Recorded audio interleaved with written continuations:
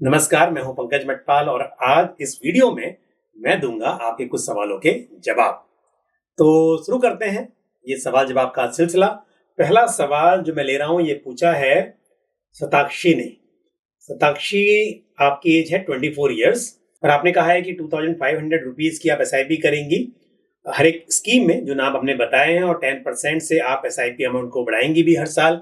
तो आपके पास है या आपने डिसाइड किया है ICICI prudential multi asset fund, और ये फंड आप कह रही हैं कि आप इसमें इन्वेस्ट करेंगी अपने हेल्थ और टर्म इंश्योरेंस पॉलिसी के प्रीमियम पे करने के लिए। ओके, एचडीएफसी का आप एलएसएस फंड लेंगी एचडीएफसी म्यूचुअल फंड में, और पराग पारिक फ्लेक्सी कैप फंड, और ये आप कह रही हैं कि इसमें इन्वेस्ट करेंगी 2500 ईच यानी कि 5000 रुपीज दो स्कीम में, और बाद में रिटायरमेंट के बाद आप यहां से एसडब्ल्यूपी करेंगी। और Tata small cap fund, Kotak emerging equity fund और SBI mid cap and small cap. SBI mid and small तो नहीं है, एसबीआई मिड कैप अलग है, एसबीआई स्मॉल कैप फंड अलग है, और महिंद्रा मैन्युलाइफ मल्टी कैप फंड। ये सब है वेल्थ क्रिएशन के लिए, और आप जानना चाहते हैं कि ये स्ट्रेटजी कैसी रहेगी। तो पहली बात तो यह है कि 24 साल की उम्र में आप निवेश की शुरुआत कर रही हैं, लंबी अवधि के लिए सोच रही हैं, बिल्कुल अच्छी बात है, लेकिन स्ट्रेटजी में थोड़े चेंजेस मैं आपको सजेस्ट करूंगा। पहली बात जो आपने कहा कि ICICI prudential multi asset fund में आप इन्वेस्ट करेंगी और इस पैसे से आप हेल्थ और टर्म इंश्योरेंस का प्रीमियम पे करेंगी, तो इस हिसाब से ये स्कीम सुटेबल नहीं रहेगी मेरे हिसाब से, क्योंकि आपका जो प्रीमियम है वो तो हर साल ड्यू होगा। अब ये जो स्कीम है मल्टी एसेट फंड, ये हालांकि हाइब्रिड फंड है, लेकिन मिनिमम 65% एलोकेशन इस स्कीम का इक्विटी और इक्विटी रिलेटेड इंस्ट्रूमेंट्स में होता है।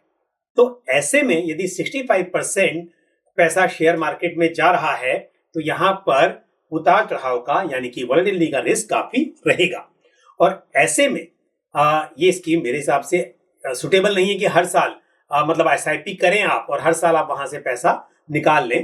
तो जो आप कह रही हैं कि हर साल आपको पैसे की जरूरत पड़ेगी, उसके लिए अल्ट्रा शॉर्ट ड्यूरेशन फंड या शॉर्ट ड्यूरेशन फंड्स सुटेबल रहेंगे। तो आप डेट ओरिएंटेड फंड में एसआईपी कीजिए और वहां से हर साल पैसे निकालकर आप अपना प्रीमियम पे कर सकती है। दूसरा, आपने जो कहा कि आप जो पैसा वेल्थ क्रिएशन के लिए रखेंगी, वेल्थ क्रिएशन देखिए, आप जब भी इन्वेस्ट करेंगी लॉन्ग टर्म के लिए, तो वेल्थ क्रिएशन तो एक्सपेक्टेशन है ही, वो तो ऑब्जेक्टिव है, पर गोल क्या है? जैसे एक गोल आपने कहा कि रिटायरमेंट है और उसके लिए आप 5000 रुपया इन्वेस्ट करेंगी, ऐसे ही बाकी जो पैसा आप इन्वेस्ट करेंगी उसके लिए गोल तय कीजिए कि कितने साल के बाद कितना पैसा आपके पास होना चाहिए। अदरवाइज जो पैसा आप रिटायरमेंट के लिए इन्वेस्ट कर रही हैं उसका ऑब्जेक्टिव भी यही है कि पैसा बढ़े और रिटायरमेंट के बाद आप एसडब्ल्यूपी के जरिए पैसा विड्रॉ कर सके। तो इसके लिए हर इन्वेस्टमेंट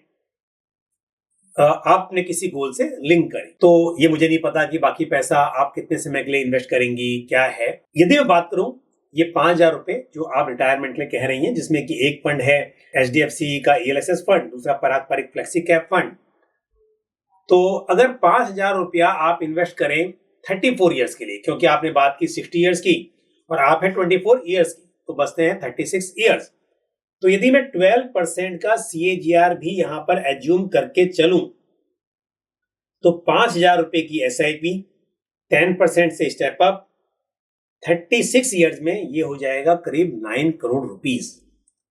तो 36 ईयर्स में 9 करोड़ रुपए इकट्ठा होंगे, सुन के बड़ा अच्छा लग रहा है, पर एक बात ध्यान रखिए, अगर मैं 6% का इन्फ्लेशन यानी महंगाई दर मानकर चलूं, तो आज से 36 ईयर्स के बाद 9 करोड़ की जो वैल्यू होगी वो आज के लगभग 1 करोड़ 10 लाख के आसपास होगी।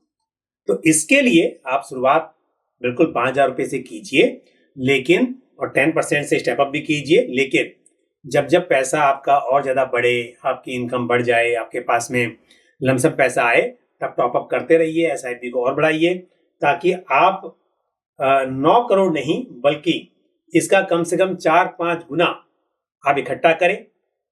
तो इन्फ्लेशन के साथ यदि हम देखेंगे तो जो वैल्यू आज 9 करोड़ की निकल कर आ रही है 1 करोड़ 10 लाख, वो आपकी 4-5 करोड़ होनी चाहिए। तो इसका मतलब 9 करोड़ के बजाय 36 करोड़ या 45 करोड़ का आपका टारगेट होना चाहिए, क्योंकि जो समय है वो बहुत ही लंबा है, 36 ईयर्स। दूसरी बात, स्कीम्स जो आपने चुनी है वो भी ठीक है, लेकिन अगर आप इतनी लंबी अवधि की बात कर रही हैं 36 ईयर्स की, तो यहाँ पर फ्लेक्सी कैप फंड या ईएलएसएस की बजाय मेरा सुझाव ये होगा, यहाँ पर मिड कैप स्मॉल कैप ज्यादा फायदेमंद साबित होंगे। जब हम बात करें लंबी अवधि की, तो स्मॉल कैप मिड कैप को रखिए आप इस गोल के लिए। फंड सभी अच्छे हैं जो आपने चुने हैं, आपने मिड कैप स्मॉल कैप भी चुने हुए हैं अपने पोर्टफोलियो में, लेकिन ये जो रिटायरमेंट का गोल है, इसके साथ में आप स्मॉल कैप और मिड कैप को लिंक कीजिए।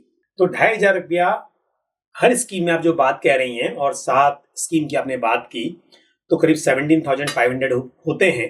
तो एक स्कीम तो मैंने आपको पहले ही बोल दिया कि आपको करना है डेट फंड में एसआईपी। उसके अलावा बाकी का जो पैसा है, अगर 15,000 रुपया आपको निवेश करना है, तो मेरे हिसाब से 4 या 5 फंड्स बहुत रहेंगे। इतने सारे फंड्स में इन्वेस्ट मत कीजिए। आप एक फ्लेक्सी कैप फंड रखिए, एक आप मल्टी कैप फंड रख लीजिए, एक आपने ईएलएसएस कहा है, और साथ ही एक मिड कैप और एक स्मॉल कैप फंड आपके पोर्टफोलियो में हो सकता है। तो इस हिसाब से 5 स्कीम्स काफी हैं, फंड्स कम करेंगे तो बेहतर रहेगा। तो ये सुझाव है मेरा आपके लिए। फंड्स आपने चुने हैं अच्छे हैं, उन्हीं में से आप फंड्स रखिए, लेकिन एक मल्टी कैप, एक फ्लेक्सी कैप, एक ईएलएसएस जिसकी आपको जरूरत है अगर टैक्स सेविंग के लिए, तब वैसे न्यू टैक्स रिजीम में आपको डिडक्शन का बेनिफिट नहीं मिलता है 80C के तहत। तो यदि आप ओल्ड टैक्स रिजीम में आईटीआर फाइल करना चाहती हैं, उसकी आपको जरूरत है, तभी ईएलएसएस में करें, अदरवाइज ईएलएसएस को आप स्किप कर सकती हैं। और एक मिड कैप स्मॉल कैप आप बिल्कुल पोर्टफोलियो में रखिए। All the best to you. अगला सवाल जो मैं ले रहा हूँ, ये पूछा है सागर कुंभार ने। सागर, आपने कहा है आपकी एज है 37 ईयर्स और कोटक ब्लू चिप फंड में आप इन्वेस्ट कर रहे हैं 2,000 रुपये। मेरे एसेट लार्ज कैप फंड में 2,000 रुपये, दोनों लार्ज कैप हैं। SBI magnum mid cap fund में 2,000, Canara Robeco flexi cap fund में 2,000। और आपने कहा है कि आप 2 करोड़ रुपए इकट्ठा करना चाहते हैं, और आपके 2 बच्चे हैं, 7 साल का बेटा है और 1.5 साल की बेटी है, और उनके लिए भी आप इन्वेस्ट करना चाहते हैं। और आप ये जानना चाहते हैं कि 2 करोड़ इकट्ठा करने के लिए कितना पैसा आपको और इन्वेस्ट करना चाहिए, लेकिन आपने ये नहीं बताया कि कितने साल में आपको चाहिए 2 करोड़ रुपए।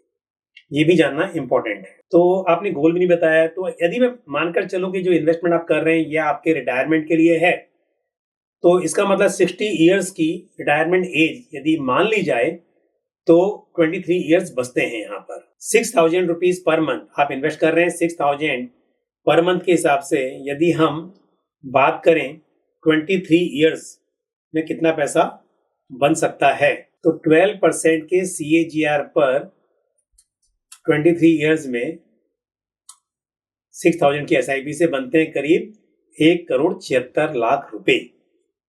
अगर आप 10% से स्टेप अप करेंगे तब। यदि आप स्टेप अप नहीं करते हैं तब ये सिर्फ 80 लाख बन सकते हैं 12% की कंपाउंडेड एनुअल ग्रोथ रेट से। तो आपको थोड़ा अमाउंट तो बढ़ाना होगा। अगर आपको 2 करोड़ रुपए इकट्ठा करने हैं, आप स्टेप अप तो बिल्कुल कीजिए, जैसा मैंने कहा 10% से। और साथ ही SIP का जो अमाउंट है इस वक्त पर 6,000 रुपये, उसे बढ़ाकर 7,000 रुपये आपको करना चाहिए। लेकिन एक बात मैं और कहूंगा कि यदि आप 23 साल के बाद 2 करोड़ रुपये इकट्ठा कर लेते हैं इस हिसाब से, तब भी आपका रिटायरमेंट का जो मकसद है वो पूरा नहीं होता। क्योंकि अगर मैं 6% की महंगाई दर मानकर चलूं, तो ये जो अमाउंट इकट्ठा हो रहा है 2 करोड़ 5 लाख रुपए, इसकी वैल्यू करीब करीब 54 लाख रुपए रह जाएगी 23 साल के बाद। तो पैसा काफी नहीं होगा। आपको रिटायरमेंट के लिए और ज्यादा पैसा इन्वेस्ट करना चाहिए। जहां तक बात की जाए स्कीम्स की, तो आपके पास स्मॉल कैप मिसिंग है, आपने मिड कैप और लार्ज कैप इन्वेस्ट किया हुआ है। यदि बात 23 साल की है, आपने कहा नहीं है, लेकिन मैं आपकी एज के हिसाब से और रिटायरमेंट की एज मानकर ऐसा कह रहा हूं। तो यदि आप लंबी अवधि के लिए निवेश करना चाहते हैं, तो ऐसे में आपको एक स्मॉल कैप अपने पोर्टफोलियो में ऐड करना चाहिए। आपके पास में 2 लार्ज कैप फंड है, एक लार्ज कैप फंड से निकलकर आप स्मॉल कैप फंड में स्विच कर सकते हैं। बच्चों की पढ़ाई की आप बात करें लॉन्ग टर्म के लिए, तो यहाँ पर भी क्योंकि दोनों ही बच्चे आपके अभी छोटे हैं, मतलब समय है आपके पास पैसे इकट्ठा करने के लिए, आप ऐसे में एक मल्टी कैप फंड ऐड कर लें, कोटक मल्टी कैप फंड आप ऐड कर सकते हैं, और साथ ही ICICI prudential flexi cap fund. तो एक मल्टी कैप, एक फ्लेक्सी कैप फंड आप अपने पोर्टफोलियो में ऐड कीजिए बच्चों की पढ़ाई के लिए, ये मेरे हिसाब से सही रहेगा। और स्मॉल कैप के लिए टाटा स्मॉल कैप फंड या बंधन स्मॉल कैप फंड कंसिडर किया जा सकता है आपके रिटायरमेंट के लिए। और बढ़ते हैं आगे, लेते हैं अगला सवाल जो पूछा है फूल चंद्र चौधरी ने। तो आपने बताया कि पिछले 2 साल से आप मेरा चैनल देख रहे हैं, थैंक यू वेरी मच, और आपको मेरी एडवाइस अच्छी लगती है, शुक्रिया आपका इसके लिए। और आपने कहा है कि मेरी एडवाइस पर आपने एसबीआई पीएसयू फंड जून में रिडीम कर लिया, तो आप बहुत खुश होंगे मेरे हिसाब से, क्योंकि पीएसयू में काफी गिरावट देखी गई है। ये जो भी थीमेटिक फंड्स होते हैं, ऐसा देखा जाता है कि एक टाइम के बीच में अच्छा परफॉर्म करते हैं, लेकिन रिस्क यहाँ पर ज्यादा होता है। तो अभी पीएसयू थीम में हमने तेजी देखी, और अभी आप जून में निकल गए तो अच्छा है, और आपने कहा है दैट वाज राइट डिसीजन। चलिए, मेरी एडवाइस आपने मानी और आपको फायदा हुआ। और अब आप कह रहे हैं कि आपके पास 4 फंड्स हैं, कौन कौन से हैं? SBI large and mid cap fund, HSBC mid cap fund, साथ ही पराग पारिक फ्लेक्सी कैप फंड और Nippon India small cap fund. चारों फंड्स ठीक हैं, और आपने कहा है कि 1.5 लाख रुपया आप इन्वेस्ट करना चाहते हैं। इन सब में से किस में आपको करना चाहिए, ये आप जानना चाहते हैं। अब ये निर्भर करता है कि निवेश की अवधि कैसी है। यदि लंबे समय के लिए निवेश करना चाहते हैं तो फिर ऐसे में Parag Parikh flexi cap fund में आप इन्वेस्ट कर सकते हैं, और साथ ही SBI large and mid cap fund में भी आप पैसा इन्वेस्ट कर सकते हैं। फिर भी क्योंकि 1.5 लाख रुपया आपके पास है, मैं कहूंगा कि एक साथ मत कीजिए, इसे इंस्टॉलमेंट में कीजिए। या तो आप एसटीपी के जरिए अगले 3-4 महीने में इस पैसे को इन्वेस्ट कर सकते हैं, और या फिर दूसरा आप अपने हिसाब से भी पूरे 1.5 लाख को 25-25 हजार रुपए करके आप इन्वेस्ट कर लें, ये भी चलेगा। तो जब जब मार्केट में गिरावट आए, तो एक थोड़ा थोड़ा गैप के बाद, या फिर जब आप देखें कि आपने जब इन्वेस्ट किया उसके बाद और गिरावट आ गई, तो 25,000 रुपया और ऐड कर लें। इस तरह से आप पूरे पैसे को 6 किस्तों में इन्वेस्ट करेंगे, तो ये एक सही स्ट्रेटेजी हो सकती है। या फिर आप एसटीपी कर लें इस पूरे पैसे की, और अगले 3-4 महीने में पूरा पैसा आप इन्वेस्ट कर सकते हैं। फंड्स मैंने आपको बता दिए कि फ्लेक्सी कैप फंड और large and mid cap fund, in funds में आप इन पैसों को निवेश करें। और यदि निवेश की अवधि छोटी है, आपको अगले माने 3-4 साल के लिए ही करने हैं, तब ऐसे में मेरे हिसाब से हाइब्रिड फंड बेटर चॉइस रहेगी। तब आप इन फंड्स में करने के बजाय अग्रेसिव हाइब्रिड फंड या फिर डायनेमिक एसेट एलोकेशन फंड, इन फंड्स में निवेश कर सकते हैं। रीना सैनी ने एक सवाल पूछा है सुकन्या समृद्धि योजना के बारे में। सुकन्या समृद्धि योजना में आप कह रही हैं कि 1 लाख रुपए इन्वेस्ट करके क्या 2 साल के बाद 3 लाख रुपए निकाल सकते हैं। तो पहली बात तो यह है कि इसमें आपको रेगुलर इन्वेस्ट करना होता है, और जिस साल में अकाउंट खुला जाता है वहां से 21 ईयर की मैच्योरिटी होती है। और 1 लाख रुपए इन्वेस्ट करके पहली बात तो 2 साल के बाद पैसा निकाला नहीं जा सकता। मिनिमम एज 18 ईयर्स होनी चाहिए। 18 ईयर्स की एज होने पर बच्चे की, बेटी की एज 18 ईयर्स होने पर पैसे निकाल सकते हैं, सिर्फ मैरिज और एजुकेशन के लिए, वो भी उसके पहले फाइनेंशियल ईयर के एंडिंग पर जो पैसा है उसका 50% विड्रॉ किया जा सकता है।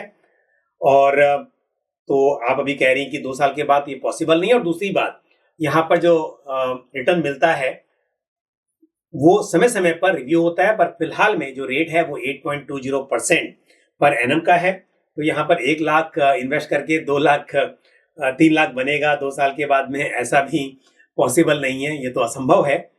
तो अगर आप सुकन्या समृद्धि योजना अकाउंट ओपन करती हैं या आपने ओपन किया हुआ है, तो यहाँ पर लंबी अवधि के लिए आपको निवेश करना होगा। अगला सवाल जो मैं ले रहा हूँ ये पूछा है चंद्रभूषण चौबे जी ने। तो चौबे जी, आपने बताया कि आप 2,000 रुपये पर मंथ इन्वेस्ट कर रहे हैं ICICI prudential multi asset fund में, और 5 साल से आप इन्वेस्ट कर रहे हैं। ICICI prudential India opportunity fund में 5,000 रुपीज पिछले 6 महीने से, आईसीआईसीआई प्रूडेंशियल इनोवेशन फंड में 5,000 रुपीज पिछले 6 महीने से, एसबीआई स्मॉल कैप फंड में 5,000 पिछले 2 साल से, तो टोटल 17,000 रुपया आप इन्वेस्ट कर रहे हैं। आपका टारगेट है 10 साल में 50 लाख रुपए इकट्ठा करना। अभी की जो वैल्यू है वो अराउंड 5 लाख हो चुकी है ऑलरेडी आपके पास, और 44 ईयर्स की आपकी एज है।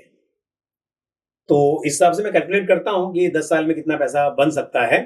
लेकिन उससे पहले एक बात जरूर कहूंगा कि देखिए, आपने आईसीआईसीआई प्रूडेंशियल में 3 स्कीम ली हुई है, तो मेरे हिसाब से ऐसा कॉन्सेंट्रेशन रिस्क हो जाता है जब एक ही फंड हाउस में आप बहुत ज्यादा इन्वेस्ट करते हैं। तो स्कीम्स अच्छी हैं, लेकिन आपको डाइवर्सिफिकेशन मेंटेन करना चाहिए। अलग अलग फंड हाउसेस की स्कीम्स आपको लेनी चाहिए।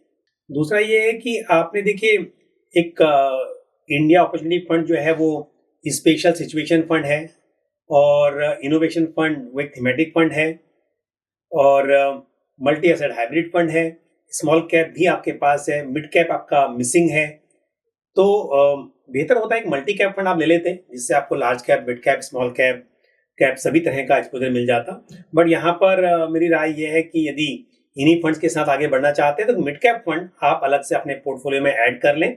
और मिड कैप के लिए HDFC mid cap opportunities fund अच्छा फंड है। Mahindra Manulife mid cap fund, Tata mid cap fund, ये भी कंसिडर किए जा सकते हैं। तो मिड कैप फंड ऐड करने की मैं आपको सलाह दूंगा।